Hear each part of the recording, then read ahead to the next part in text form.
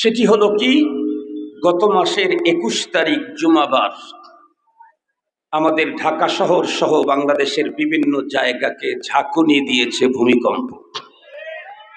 এই ঝাঁকুনিতে অলরেডি ১০ জনের মতো প্রাণহানি, ৬ শতাধিক মানুষ আহত, অনেক বাড়িঘর বিধ্বস্ত, অনেক বিল্ডিং বেঁকে গেছে, অনেক বিল্ডিংয়ে ফাটল ধরেছে। উপর্যুপরি বেশ কয়েকবার ভূমিকম্পের পরে ভূতত্ত্ববিদেরা বাংলাদেশকে নিয়ে একটা রিপোর্ট করেছে। সেই রিপোর্টটা অত্যন্ত ভয়াবহ। সেটি হচ্ছে বাংলাদেশ ভয়ঙ্কর ভূমিকম্প ঝুঁকিতে আছে। কেন? তারা বলছে ভূগর্ভস্থ যে প্লেট আছে, এই প্লেটটা তার নিজস্ব জায়গা থেকে অলরেডি সরে গেছে এবং আরো সরে যাচ্ছে। এটি যদি সরতে সরতে তার নিজস্ব জায়গা টোটালটাকে সরে যায়, তাহলে এটা ভূমি ধস হবে, জমিনটা দেবে যাবে। আপনাদের সাভারেই তো রানা প্লাজা দেবে গেছিল না? কারা জানি ধাক্কা দিয়েছিল, মনে আছে নাকি আপনাদের? এই সাভারের রানা প্লাজা দাবায়া দিতে কারো কোনো দলের ধাক্কা হইতেও পারে, কিন্তু পুরা বাংলাদেশকে দাবায়া দেওয়ার জন্য আমেরিকার বাপের ধাক্কা দিয়েও কাজ হবে না। আর যদি এটা নিচের দিকে যেতে চায়, তাম পৃথিবী মিলে সেফটি দিতে চাইলে সেফটি দিতে পারবে না। কথাগুলি খুব গভীরভাবে শ্রবণ করবেন। মুহতারাম হাজরিন, একটু সুখে থাকার জন্য আপনারা আমাদের নেতৃবৃন্দের কাছে অনেক দাবি জানিয়েছেন। এর চাইতে ভয়ঙ্কর অশনি সংকেত বাংলাদেশকে বারবার হাতছানি দিচ্ছে। সেখান থেকে মুক্ত থাকার জন্য আমরা কি প্ল্যান গ্রহণ করছি এটা আমাদের জানা দরকার। আমি আপনাদেরকে বুঝাবার জন্য বলতেছি, ভূতত্ত্ববিদেরা আমাদেরকে রিপোর্ট করলো বাংলাদেশের ভূগর্ভস্থ প্লেট সরে যাচ্ছে, তাই ভূমিকম্প ঝুঁকি বেড়ে গেছে।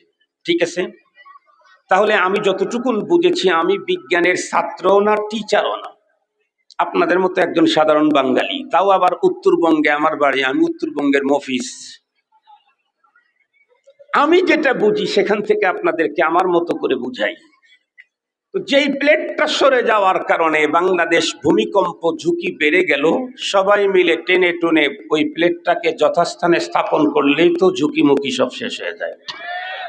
কিন্তু বলুন, ভূতত্ত্ববিদেরা ভূগর্ভস্থ প্লেট সরে যাওয়ার তথ্য আমাদেরকে দিলেও তাম ওয়ার্ল্ডের সমস্ত তথ্যবিদ এবং ইঞ্জিনিয়ার, প্রকৌশলী সবগুলি একত্রিত হয়ে কিয়ামত পর্যন্ত যদি চেষ্টা চালায়, ভূগর্ভস্থ ওই প্লেটকে নড়াবার সরাবার ক্ষমতা দুনিয়াওয়ালার কোনোদিনও নাই, কিয়ামত পর্যন্ত হবে না।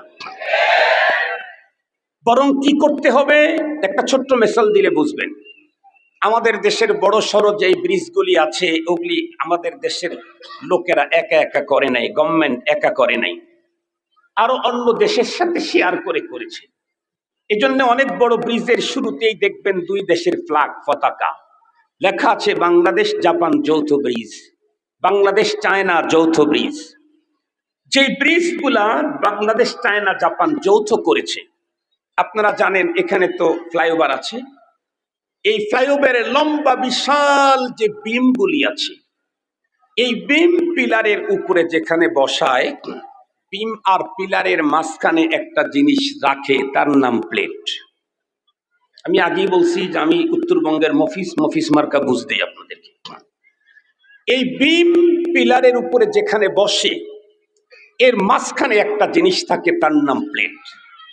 এই প্লেটটা যদি কখনো বিমের ওই জায়গা থেকে সরে যায়, তাহলে ওই ব্রিজ বিধ্বস্ত হওয়ার সম্ভাবনা বেড়ে যায়। কোনো একটা ব্রিজ যদি এমন হয়, জাপান বাংলাদেশ যৌথ করেছে, 100 বছরের চুক্তি স্বাক্ষরিত হয়েছে, কিন্তু 20 বছর পরেই দেখা গেল প্লেট একটু সরে গেছে, এটি টের পাওয়ার সাথে সাথে তো মনে করবে ঝুঁকিপূর্ণ, যে কোনো মুহূর্তেই প্রাণহানি ঘটতে পারে, ব্রিজ বিধ্বস্ত হয়ে যাবে।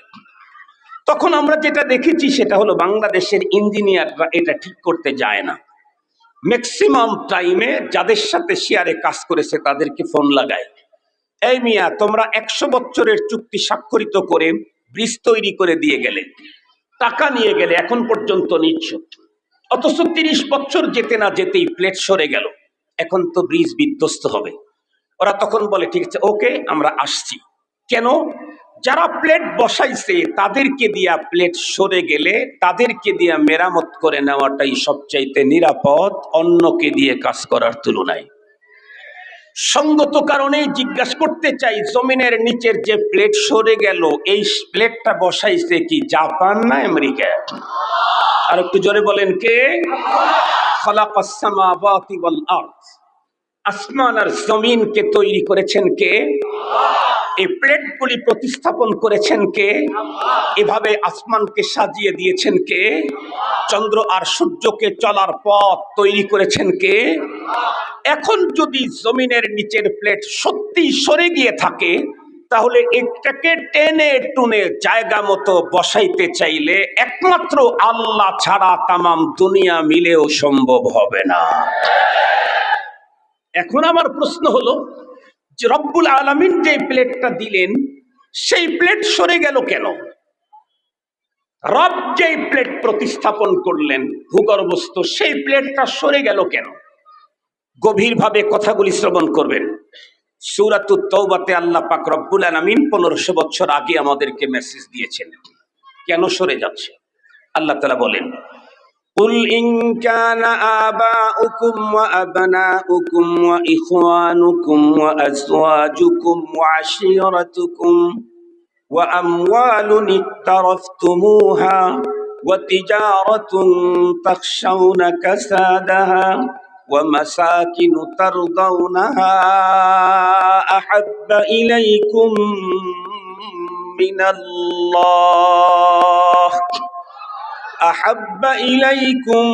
من الله ورسوله وجهاد في سبيله فتربصوا حتى يأتي الله بأمره والله لا يهدي القوم الفاسقين। সূরাতুত তাওবা 24 নম্বর আয়াতে কারিমাতে আল্লাহ তার প্রিয় হাবিবকে ডেকে বললেন, কুল, ওগো আমার পয়গম্বর, এই মেসেজটা আপনি পৃথিবীর মুমিন মুসলমানদেরকে দেন। এই মেসেজটা পৃথিবীর মুমিন মুসলমানদেরকে মেসেজটা দেন। কি?